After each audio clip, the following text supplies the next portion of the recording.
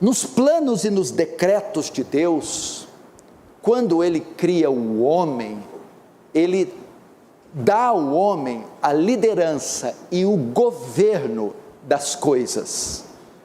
Ele cria macho e fêmea, homem e mulher. Ambos são feitos à imagem e semelhança de Deus. Não há distinção nesse aspecto. Mas Ele os criou com papéis diferentes, de modo que a liderança, governo, educação, disciplina, ensino, recai sobre os ombros do homem. É o homem que é o responsável pela sua casa, pela sua mulher, pelos seus filhos. É o homem que é o principal responsável pela disciplina dos filhos, educação dos filhos, discipulado dos filhos, evangelização dos filhos e também da mulher, caso ela não seja convertida. Por causa do advento do feminismo, do empoderamento feminino, das mulheres que querem reivindicar direitos, e mais do que direitos, elas na verdade estão na busca de conquistar poderes. Não é só direitos, direito de votar, de ganhar salários iguais, isso é excelente, mas não é só isso, elas querem ocupar o lugar dos homens. Então está havendo uma campanha para desmasculinizar o homem.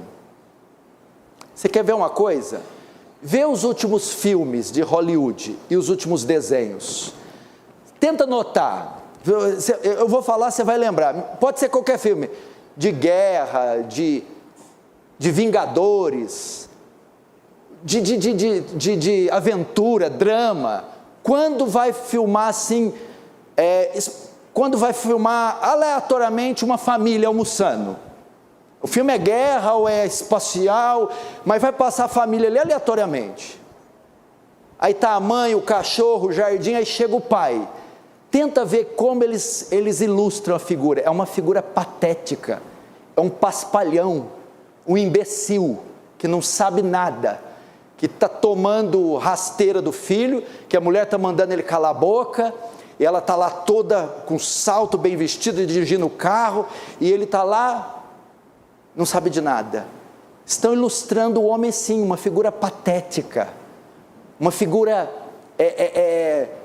estúpida, que não lidera, que não sabe nada, que é boboca, que é ultrapassada, quando não é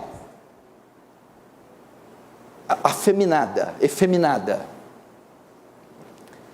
Há uma campanha então para desmasculinizar o homem.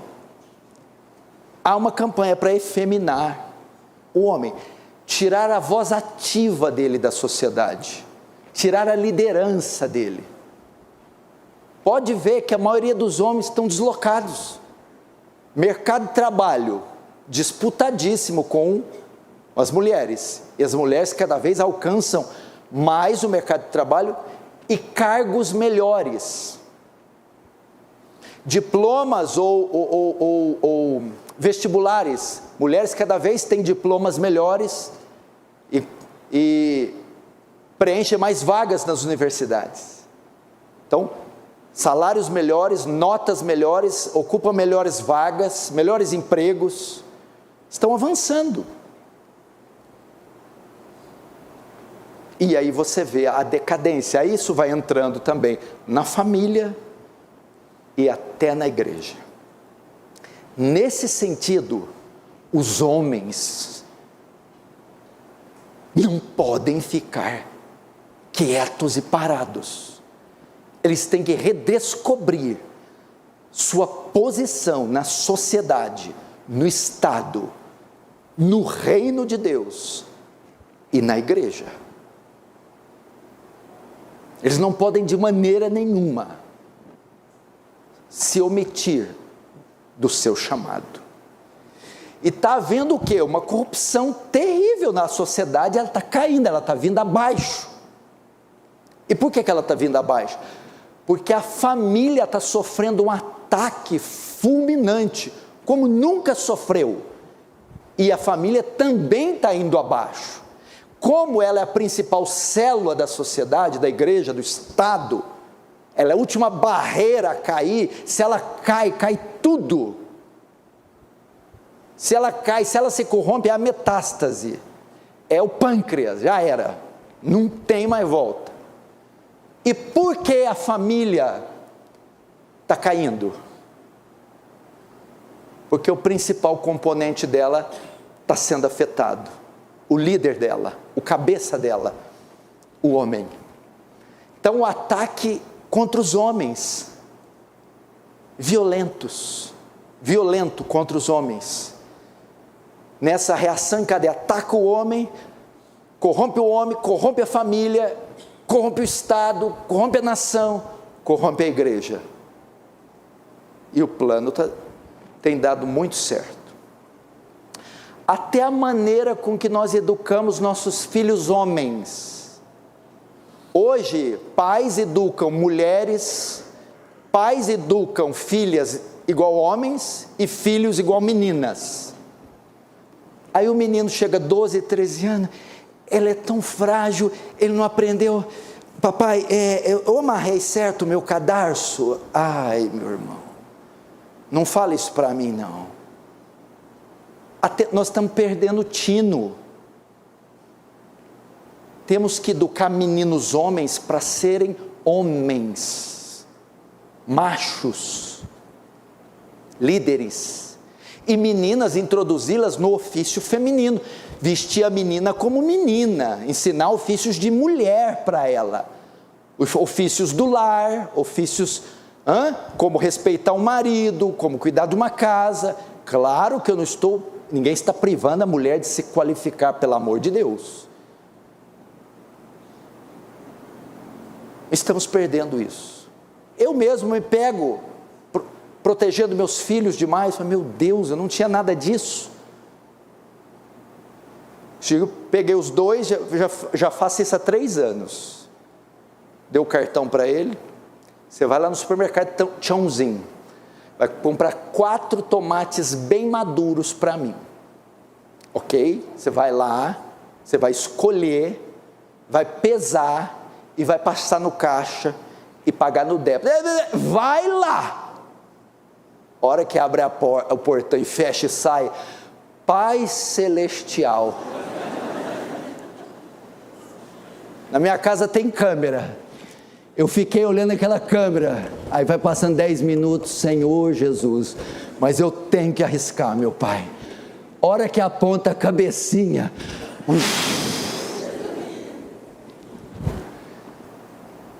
tentar de alguma forma, sem ser, claro, sem ser irresponsável, criá-los como homens. Então está acontecendo isso. Agora há algumas barreiras aqui, presta atenção, homens, estou me dirigindo a vocês. Primeiro, então, vamos lá. A cultura conspira contra vocês. Vocês não vê esses filmes aí, vocês não ficam loucos? Vocês não vê esses pais panacas, vocês não falam, eu não sou assim não, ou você é assim? Então está conspirando contra você. Há uma campanha para desmasculinizar vocês e para efeminar vocês. Há uma campanha para tirar o poder de vocês e a voz ativa de vocês. Então, por isso, está havendo uma crise na liderança masculina. Segundo, não só por isso, o movimento feminista não quer só exigir seus direitos legais como mulher, mas quer tomar o seu lugar. Então, uma campanha para derrubar vocês. Vocês são a ameaça do feminismo. Vocês homens. E terceiro, aí não é culpa nem do feminismo, nem da cultura. Isso também está acontecendo, a crise, em razão da omissão. O que é mais comum eu, como conselheiro de casais, ouvir relatos das esposas? A esposa vem com problema com o filho, vem com problema financeiro, vem... Então, mas e o seu marido? Quando acontece isso ele some, ele viaja, ele desaparece, ele foge, ele não aguenta a pressão. ele não encara, ele não olha no olho. Esse é um outro problema. Isso também está crescendo pela omissão dos machos, covardia, medo de enfrentar, e se escondem atrás do trabalho, principalmente em trabalho, tem que trabalhar, mas não é verdade, e às vezes não é nem maldade, é medo. Eu não dou conta disso aqui, eu não consigo lidar, eu não consigo ir lá na escola, sentar com o diretor, professor, resolver o problema do meu filho, gastar uma semana, eu não dou conta. Eu não dou conta de ter um diálogo profundo com meus filhos. Eu não consigo. Então eles fogem, se omitem. Essa talvez é a maior causa, principalmente como se diz, dos cristãos, porque os cristãos não vão ser afetados nem pelo feminismo, nem pela cultura, pressupõe, mas a omissão está presente. Talvez porque a causa? Não foram educados devidamente. Muitos homens vêm de um histórico familiar traumático, ou de drogas, ou de um lar cheio de bebidas, ou foram abusados, rejeitados, esquecidos, enfim, não foram formados biblicamente, nem foram treinados para serem homens. E aí o resultado vem a falta de liderança. Vem agora uma quarta razão. Presta atenção, essa ela é bem sutil, presta atenção.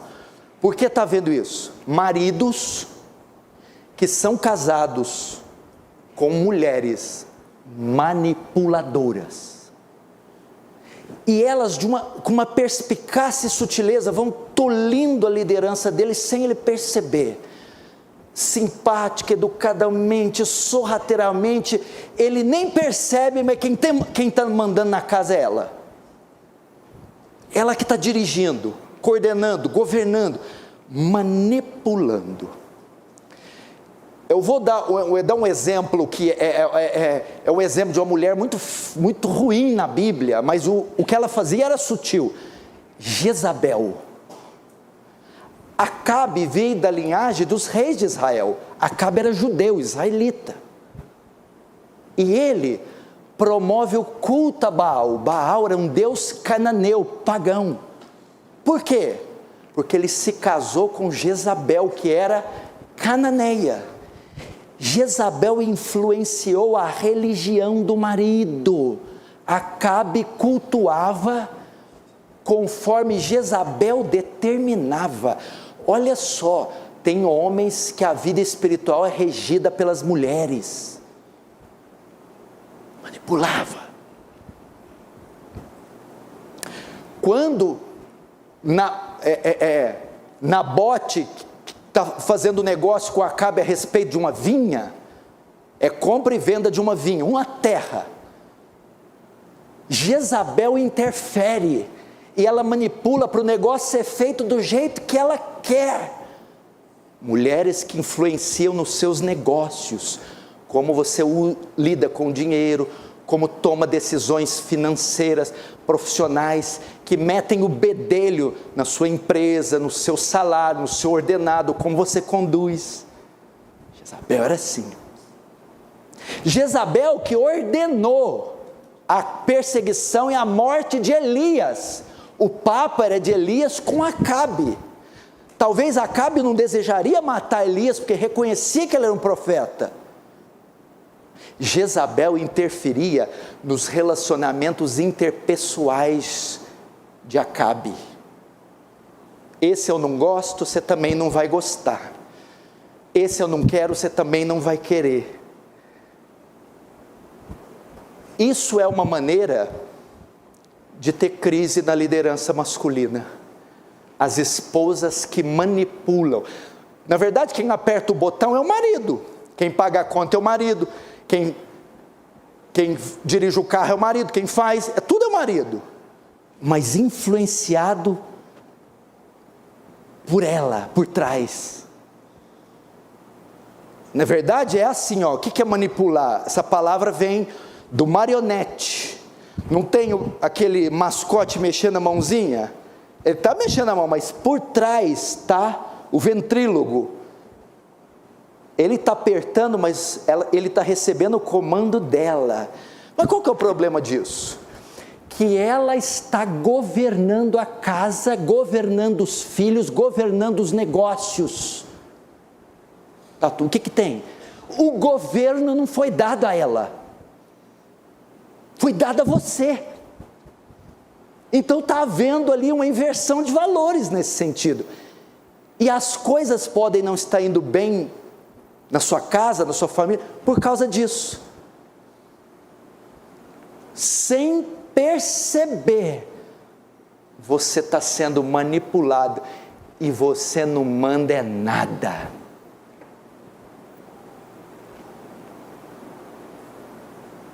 Não estou dizendo que a gente não ouve a opinião de mulher, mas eu sei quando a minha esposa está querendo me manipular. Eu sei quando... Peraí.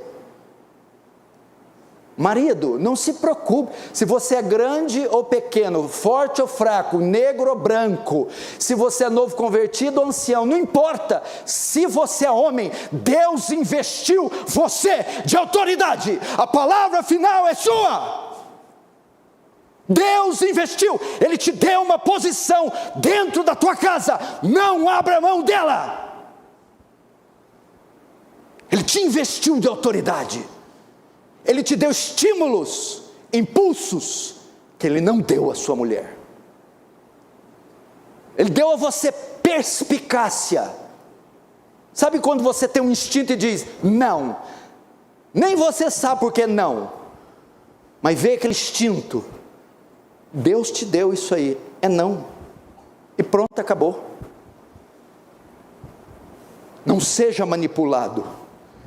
Fazer em conjunto é muito gostoso, você aprova, meu amor, aprova, você quer, eu quero, agradar um ao outro, mas quando você percebe que é uma teia, que a viúva negra está te enrolando, você, basta. Dá pra falar que isso não acontece. Eu estou até vendo meu celular hoje à noite, ei pastor, eu estou até vendo, pastor, e olha que essa mulher não queria ir no culto hoje, hein? Pastor, já chegou no carro falando então não, você que agora vai querer interpretar a pregação para mim? É mais ou menos assim. E tem mulher que você sabe, que se ela quiser botar o homem na mão e arrancar tudo que ela pode, ela faz. Então essa é uma das razões. O texto diz o quê? Engraçado que Paulo começa falando com as mulheres. E aí, ao falar das mulheres, Paulo cita um papel importantíssimo dos homens. Vós mulheres sujeitai a vosso marido, porque o marido é o cabeça da mulher. Aqui Paulo já define um dos ofícios do homem. O que é o cabeça? O cérebro, o comando, o líder. Os maridos, os pais, os homens são responsáveis por conduzir. Ele tem que botar aqui, ó, bota aqui, ó, e vai.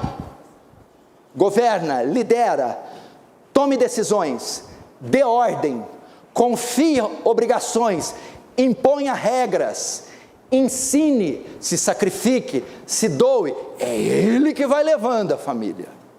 É o marido, é o homem. Você quer ver isso na escritura? Olha que interessante, como notando, por exemplo, a liderança masculina. Gênesis 1:26 e Gênesis 2:15, Deus cria o homem e dá uma ordem para ele, diz, ide, frutificai, governai, povoai a terra, lavrai a terra, ok? Então, em Gênesis 1, quando Deus deu a ordem para Adão e disse, domine, Eva nem existia. Em Gênesis 2, quando Deus cria uma lei, da árvore do conhecimento do bem e do mal não toqueis, a mulher não tinha sido criada ainda.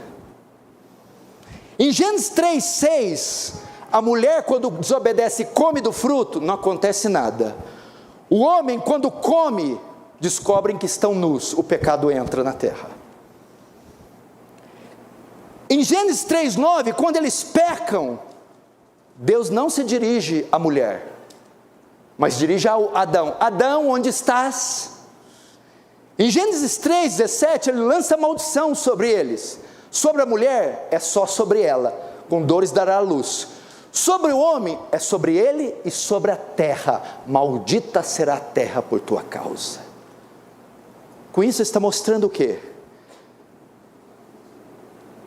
A liderança masculina. Eu não quero contas com Eva, eu quero com o líder Adão. O pecado de Eva não afetou a criação, porque ela não é líder, mas afetou por causa de Adão. Você está vendo isso? Uma matéria no jornal inglês, lembra da onda de refugiados que estava vindo da Síria, estava vindo para a Europa, principalmente Alemanha, Inglaterra, França, Espanha, Itália.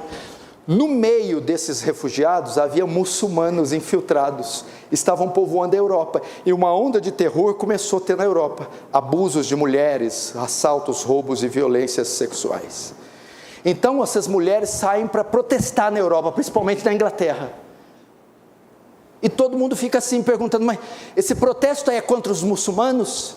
E a repórter vai entrevistá-las e diz, não, nós não estamos protestando contra eles, estamos protestando contra os homens. Falta homens na Europa para defender suas mulheres. Nosso problema não são os muçulmanos, nosso problema é que não há homens. O parlamento aqui, europeu, é afeminado, não há homens que lideram, que protejam suas famílias. Olha só, por exemplo, em Juízes 17:6, naqueles dias não havia rei em Israel, cada um fazia o que parecia bem aos olhos. Naqueles dias, que dias? O dia dos juízes. Qual foi o período dos juízes? Ele durou 350 anos, foi o pior período de Israel. Houve idolatria, houve sincretismo, houve paganismo, houve apostasia. Qual foi a causa desse declínio de Israel? O verso 6, não havia rei em Israel. Rei fala do quê? Não havia autoridade, não havia liderança, então se perdeu o país. O mesmo pode se aplicar para famílias. Se não houver liderança, se não houver uma voz ativa, se não houver a liderança masculina, vai se corromper a família, vai se perder, na semelhança dos juízes.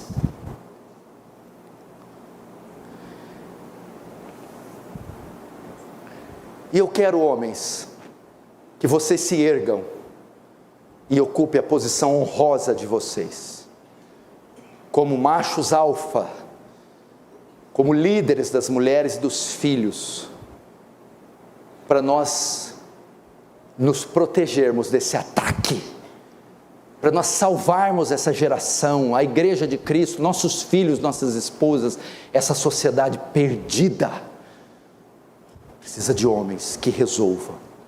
E eu vou terminar falando aqui das 4 funções do homem, o homem bíblico, o macho bíblico. Já falei algumas vezes, mas vou repeti-la. É o sacerdote, o profeta, o provedor e o protetor. São 4 funções da verdadeira masculinidade, do homem bíblico que ele precisa ter. A primeira é o sacerdote. Essa é a primeira característica do homem.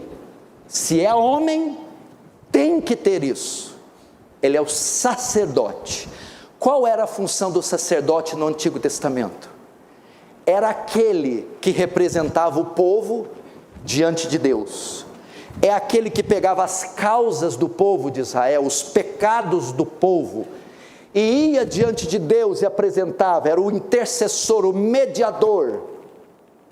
Essa é a primeira função do homem, é aquele que se coloca diante de Deus pela sua família, é aquele que apresenta o pecado dos filhos, diante de Deus, é aquele que intercede pelas debilidades da mulher diante de Deus, é aquele que faz a mediação da família diante de Deus. Ele é um homem espiritual, é um homem que anda com Deus, ele é o intercessor da sua família. Deus, quando passa em revista no seu lar, vê aquele homem de joelhos orando pelos filhos, pela mulher, pela casa. Ele é o guarda, é o sentinela da família.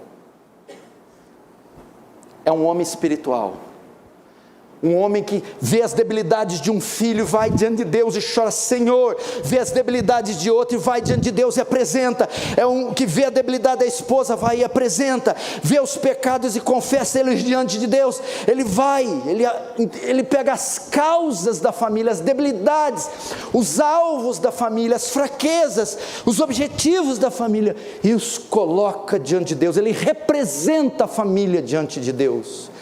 Era o caso de Jó, por exemplo. Jó, capítulo 1, verso 5. Sucedia, pois, que decorrido o turno de dias, os seus filhos davam banquete. Jó se levantava de madrugada e oferecia holocaustos, segundo o número de cada um dos filhos, porque dizia: porventura pecaram meus filhos e amaldiçoaram Deus no seu coração.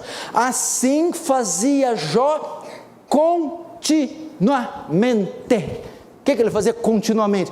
Acordava de madrugada para oferecer sacrifício pelos filhos, mediar, interceder, representar.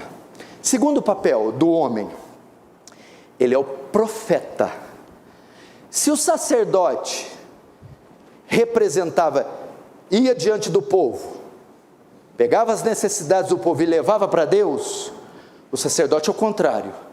É o que ia diante de Deus, recebia a palavra de Deus e depois comunicava ao povo. Ia diante de Deus para receber a palavra e, tendo recebido, voltava e comunicava para o povo. O profeta é aquele homem que vai diante de Deus em oração, ou que se debruça diante do santo livro e o estuda até receber a palavra, aprender a doutrina, e depois comunica a sua família. É o discipulador dos filhos e da mulher, é o doutrinador da mulher e filhos, é o evangelista das mulheres e filhos. Então ele é um homem que gasta tempo com a Bíblia. Ele vai conhecer criação, queda, redenção, justificação pela fé, intercessão. Ele vai conhecer isso e vai ensinar os filhos. Filho, você sabe o que significa a doutrina da eleição? Papai vai te ensinar. Você sabe o motivo de Jesus ter se encarnado, morrido e ressuscitado? Papai vai te ensinar. Filho, você tem alguma dúvida bíblica? Mulher, a mesma coisa. Um vídeo agora está correndo aí nas redes sociais, um vídeo gravado pelo Paul Washer, e ele diz: você pai, homem, marido, a melhor coisa que você pode fazer pelos teus filhos e sua mulher é ser um homem piedoso, um homem que conhece a Bíblia, um homem que anda com Deus, um homem capaz de instruir mulher e filhos. Esse é o melhor presente que você pode dar para eles. É o sacerdote. Então ele gasta tempo, recursos, dicionários, comentários, bíblias de estudo. Eu preciso ensiná-los, eu preciso mostrar o caminho da salvação, eu preciso mostrar a razão da nossa fé, eu preciso mostrar para eles a doutrina da providência, os atributos de Deus, eu preciso ensinar os 10 mandamentos, eu preciso mostrar das 12 tribos, 12 apóstolos, o Apocalipse. Os primeiros evangelistas, os filhos, não são os obreiros, os pastores da igreja, os grupos de jovens, são os pais. O próprio Efésios 5 diz que o marido santifica a mulher pela lavagem de água, pela palavra, ou seja, é ele que doutrina ela. Em Efésios 6 diz: pais, não provoquei a ira dos filhos, mas ensinai-vos na doutrina do Senhor. Essa é a segunda função. Agora vem cá,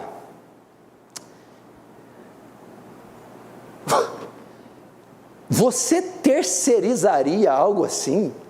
A questão não é, poxa, a escola dominical, a igreja, eu quero que alguém faça, mas peraí, eu vou abrir mão de evangelizar meus próprios filhos, de ensinar doutrina para os meus próprios filhos. A questão não é que se eu posso terceirizar, a questão é que eu não quero conceder esse privilégio para ninguém, exceto eu e a sua mãe, porque isso aí é uma honra. Imagina alguém que treinou durante anos Usain Bolt, ou treinou Michael Phelps, ou treinou Michael Jordan, ou treinou Edson Arantes do Nascimento, o Pelé, e depois vir ganhar 3 Copas do Mundo, 8 medalhas na mesma Olimpíada, e dizer, foi fruto da minha dedicação. Eu não vou dividir essa glória com ninguém, é uma glória, cancelar tudo quanto é evento e ficar só com os meus filhos lendo a Bíblia. Então, pai, é um privilégio, porque podia ter na Bíblia, manda tudo para a igreja, mas Deus não, vou dar um privilégio para eles, privilégio. Senta aqui, minha mulher, o que foi? O pastor pregou do juízo hoje, do trono branco, aquela coisa toda. Filha, mas aquele julgamento é só para os não salvos, o nosso julgamento é só para galardão. É mesmo? Você não prestou atenção? Não, fiquei com medo logo no início. Dura se ela fala isso e ele fala, é mesmo? Ai. Estão tudo rindo, né? Pode mandar cartinha anônima para mim, tá? Não precisa revelar, não. Aí o homem fica sem dormir, você passou medo nele, não conta isso para ele não. Terceiro, ele também é o provedor. O que é o provedor? O responsável por prover sustento e uma vida digna para a família. Habitação, vestuário, alimento, educação. Veja só, quando o homem cai, Deus vai lançar uma maldição sobre ele. E ele fala o quê? Ele fala para Eva, do suor do teu rosto comerás. É assim? Não, ele fala para Adão, do suor do teu rosto. A responsabilidade para a provisão no lar é do homem. Mulher e filhos vão viver do suor do homem. Então ele tem que ser um camarada capaz o suficiente para prover habitação, vestuário, alimento, educação e tratamento médico. Não estou dizendo que tem que dar luxo, e nem estou dizendo que a mulher também não pode trabalhar meio período, ou se já criou os filhos, não é isso. Mas a responsabilidade primária de sustentar o lar não pode ser dela, tem que ser dele. Mas eu ganho pouco, trabalha 2 períodos, se vira. Mas meu serviço é muito fraco. Vai estudar e vai se aperfeiçoar. Por que casou então? Mas é assim que a Bíblia diz. Você vai tirar a menina do lar dela, que ela está protegida, bem tratada, alimentada, para passar vergonha? Para passar fome? Não pode fazer isso. Então você não tem que fazer isso durante o processo, tem que fazer isso antes do processo. Está com vontade de casar? Já começa a estudar 6 horas por dia, já começa a fazer hora extra, já para de comprar lanche de 20, 30 reais e tênis de 600. Por quê? A responsabilidade da provisão repousa sobre os ombros masculinos. A questão hoje não é só tem a falta de emprego, eu sei, dificuldade, pandemia, mas tem a falta de qualificação e a preguiça. Meninada de 15, 16, 17 anos hoje, acorda à tarde, vai jogar videogame e fica com essa cueca fedida para fora. E você apaixonando por um cara desse. Ai meu Deus, eu sou frenilda. Quer sofrer, vai em frente. Não vem pedir aconselhamento depois não. Eu vou só falar assim, não falei, não avisei. Por fora, bela viola, por dentro, pão bolorento. Ai, mas tão bonitinho, mas é preguiçoso. O cara tá com a mesma cueca faz 4 dias, minha filha. Quem que aguenta um negócio desse?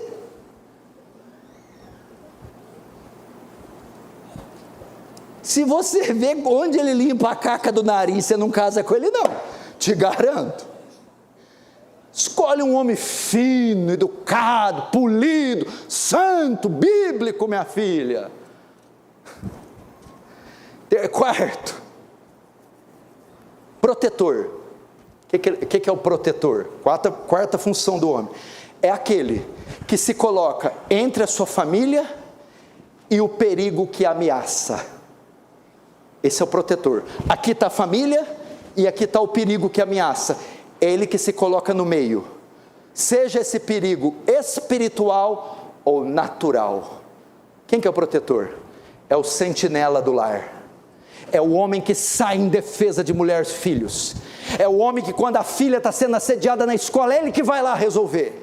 É aquele que quando está dando problema na porta de casa, dá licença, é ele que vai resolver.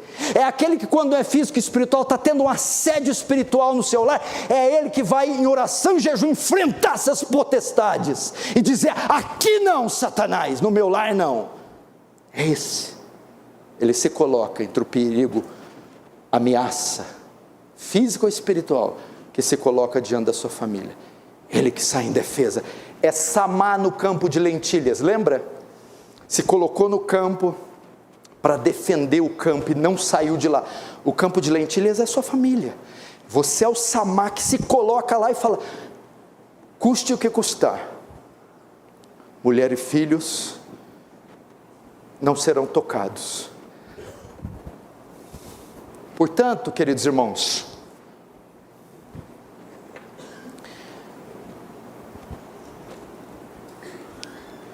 o que eu vou fazer? Eu pensei fazer. A gente tem feito reunião com as irmãs. Eu quero fazer uma reunião só com os homens. E para ensinar isso aqui, mais sobre masculinidade, e abrir para perguntas e respostas, tirar dúvidas. Muitas pessoas ficam com dúvidas. E lembrando, cuidado com o extremo. Nós temos 2 extremos. Ou os maridos e pais que acham que ser líder é ser violento, truculento, vingativo. Não, a autoridade não é violência, espanca filho, é grosso e bruto com mulher, resolve tudo no tapa. Não, isso não é masculinidade. E os outros são omissos e efeminados, também não. Você faz o quê? Exerce liderança com firmeza, autoridade, ousadia, mas com amor, paciência, misericórdia e sabedoria. Você quer ver o modelo? Qual que é o seu modelo para você copiar? Vou apresentar um homem bom para você copiar aqui. Ele é o modelo. Na Bíblia, a Bíblia fala que a igreja é casada. E a igreja também, ela tem um pai e um marido. Quem que é? Cristo. Ele é o modelo que eu, homem, copio de marido e de pai. Então, como Cristo trata a igreja dele, eu tenho que tratar minha família. Ele lidera, ele ordena, ele impõe, mas ele é paciente, ele é benigno, ele é amoroso, ele é misericordioso. Então esse é o modelo da sua liderança, no seu lar. E vou te fazer mais agora, para terminar, eu vou te fazer um desafio. No próximo mês, um mês, você vai implantar isso na sua casa, de hoje. Em um mês, você vai tomar as rédeas, você vai ser sacerdote, profeta, provedor, protetor.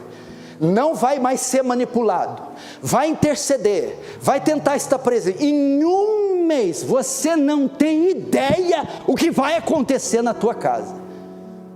Ela vai mudar da água para o vinho, vai ter benefícios, porque não é só questão ética e prática, é a questão que a graça do Senhor vai jorrar no teu lar, porque você está em franca obediência a Deus, e o Senhor vai confirmar a sua bênção, como o Salmo 128, quão abençoado é o homem que teme a Deus. eu te desafio, você vai contar para mim, você vai ter que pastor, eu não estou acreditando, os frutos são claros, evidentes, e eu estava esperando tanto, mas eu estava indo por outras vias, e não tinha resultado. Agora eu entendi que é só colocar as peças nos lugares certos, que tudo dá certo. Tem algumas irmãs perguntando aí, né? E o meu marido que não está aqui? E o meu marido que é ímpio? E o meu marido que não se converteu? Fica para uma outra oportunidade, porque aí tem uma palavra só para as mulheres que são viúvas ou solteiras, ou estão abandonadas, ou casadas com maridos incrédulos. Por hora, agora todas as esposas vão orar pelos seus maridos, e todos os maridos e pais vão orar por si mesmos. Vamos fechar os olhos.